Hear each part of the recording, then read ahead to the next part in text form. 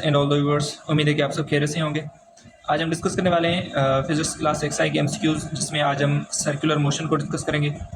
ठीक है स्टूडेंट्स, तो इसी चैप्टर के अकॉर्डिंग जितने भी एमसीक्यूज बन सकते हैं वो मैंने सारे लिख दिए हैं, जो आपको बहुत काम आएंगे इंट्रेंस में, बीयूटी की इंट्रेंस में।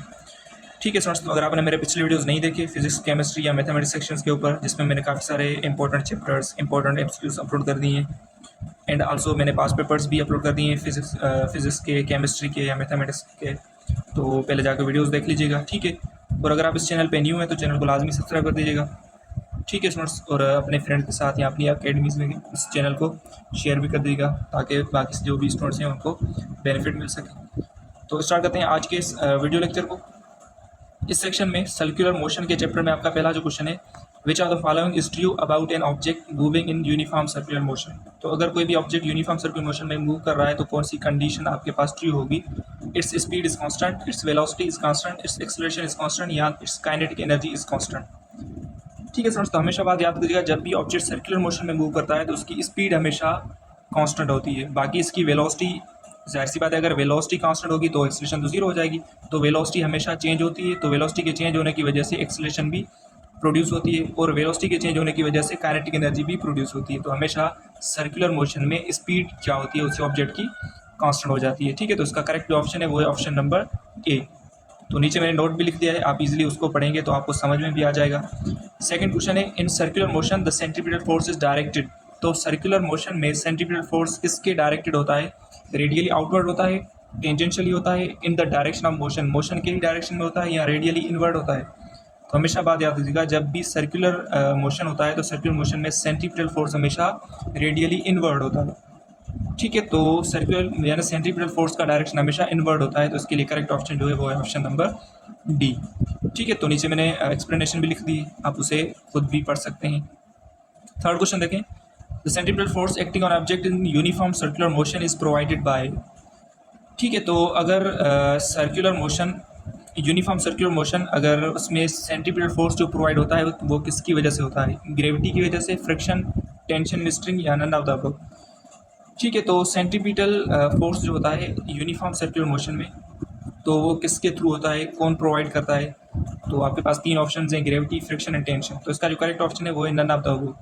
क्यों नन ऑफ द अबव है? क्योंकि सेंट्रीपिटल फोर्स कैन बी, क्योंकि नीचे मैंने एक्सप्लेनेशन जो लिखी है उसे आप पढ़ेंगे, centripetal force can be provided by various forces depending on situation such as tension, string, या ग्रेविटेशनल फोर्स, या फ्रिक्शन।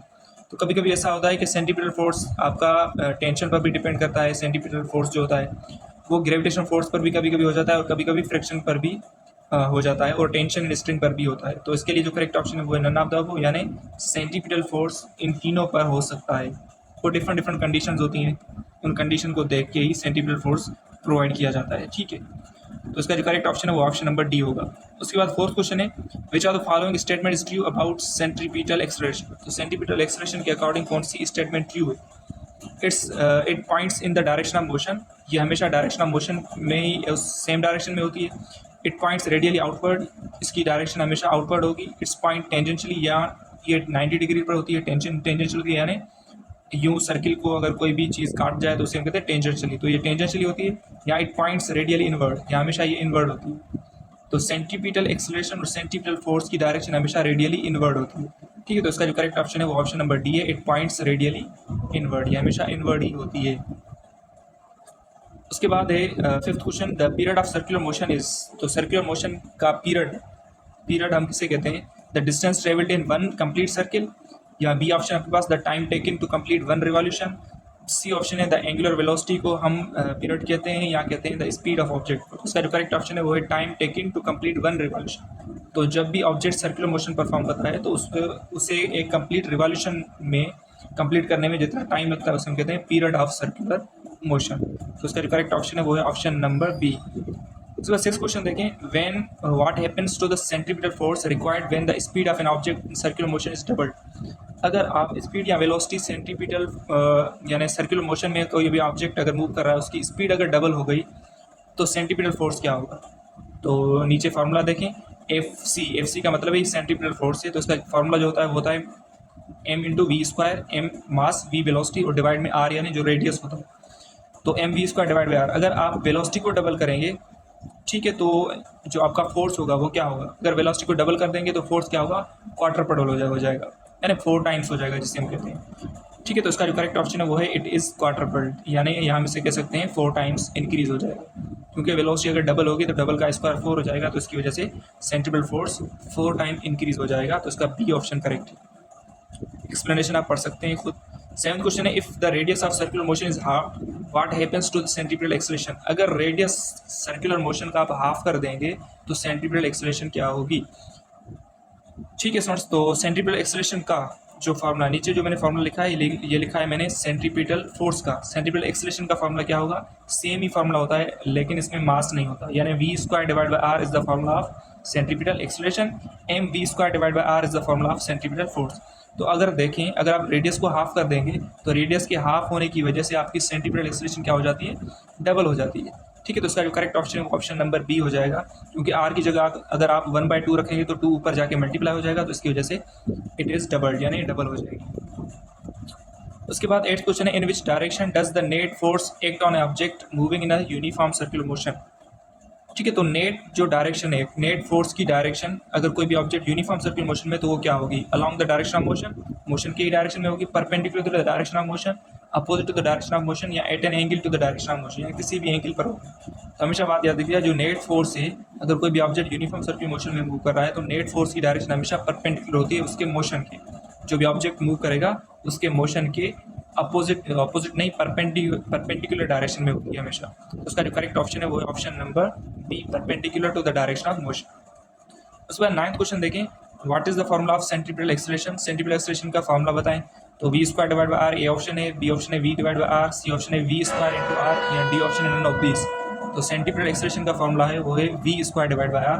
अगर सेंट्रीपिटल फोर्स का फॉर्मूला चाहिए तो mv² डिवाइड बाय r, यानी m जस्ट मल्टीप्लाई हो जाएगा तो फॉर्मूला बन जाएगा सेंट्रीपिटल फोर्स का।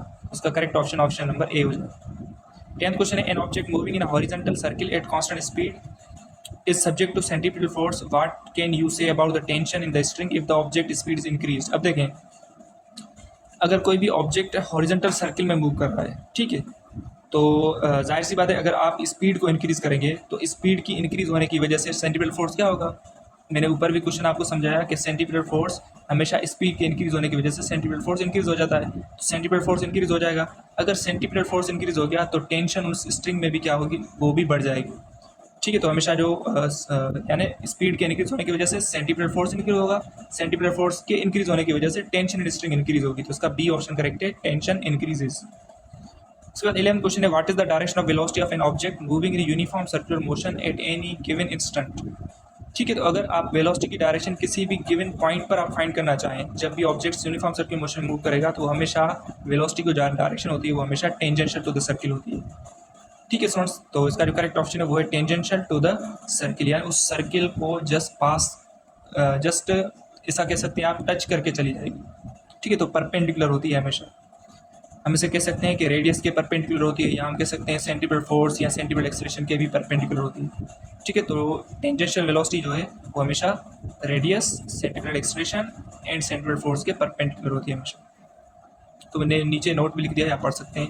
12th क्वेश्चन है, which of the following is a unit of angular velocity. तो एंगुलर वेलोसिटी का यूनिट क्या होता है, metre per second, metre per second square, radian per second, या न्यूटन पर केजी। तो इसका करेक्ट ऑप्शन है radian per second is the unit of angular velocity, और angular velocity is also known as angular frequency, हम इसे frequency भी कह सकते हैं। उसके बाद 13 क्वेश्चन है, what happens to the centripetal force if the mass of an object moving in uniform circular motion is doubled. अब देखें सेंट्रीपिटल फोर्स क्या होगा अगर आप मास को डबल कर देंगे, तो सेंट्रीपिटल फोर्स का फॉर्मूला होता है mp² डिवाइड बाय r।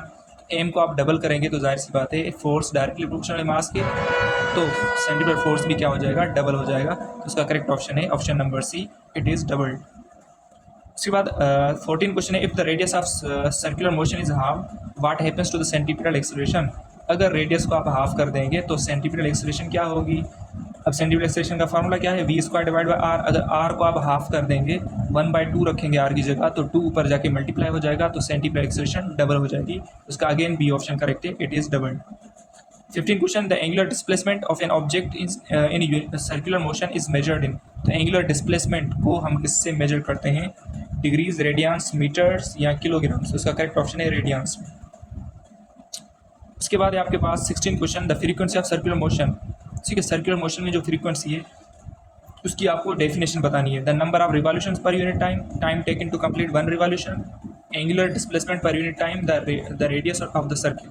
तो फ्रीक्वेंसी हम किसे कहते हैं? द नंबर ऑफ रिवॉल्यूशंस, ठीक है, पर यूनिट टाइम, कितनी रिवॉल्यूशंस जो हैं कितने टाइम में हो रही हैं, उसे हम कहते हैं frequency.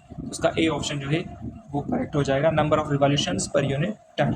17 question, which are the following statement is true about the direction of the net force acting on an object moving in a circle. अगर कोई भी ऑब्जेक्ट सर्किल में मूव कर रहा है तो डायरेक्शन हमें किसकी बतानी है? नेट फोर्स की।